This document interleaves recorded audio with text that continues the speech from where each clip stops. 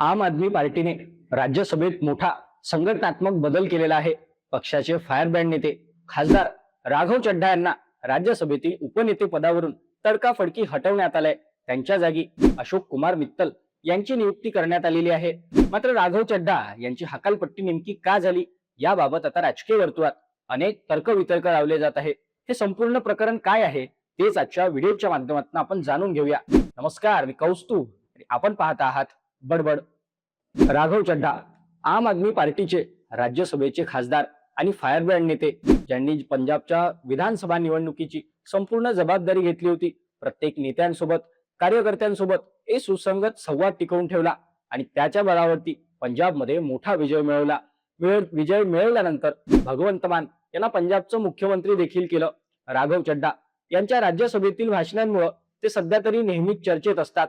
एक युवा चेहरा, संपूर्ण विषयांवर असलेली योग्य पकड, आश्वासक बोलणं आणि भाषणाची शैली, या सगळ्यावरून राघव चड्ढा तरुणांना आणि सध्या तरी प्रत्येक देशवासियांच्या परिचित असलेलं नाव।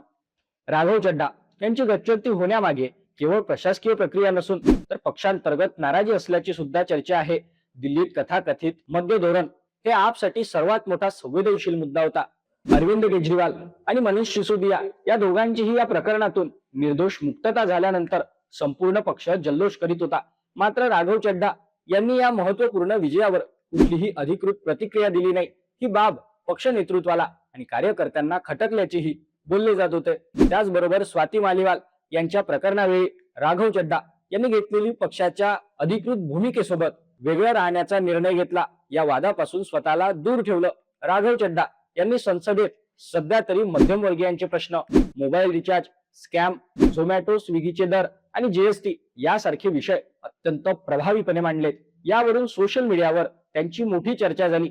मात्र पक्षात अशी चर्चा होती की राघव चड्ढा हे पक्षांच्या अजेंड्यापेक्षा स्वतःच्या वैयक्तिक पीआर साठी आणि ब्रँडिंगवर जास्त लक्ष देत आहेत, अशी चर्चा सध्या तरी दिल्लीत रंगली होती। एवढंच नाही तर राघव चड्ढांनी अशी प्रतिक्रिया दिली, तर माझा आवाज दाबला मात्र तरी मी हरलो नाही, अशी प्रतिक्रिया राघव चड्ढांनी दिली आहे।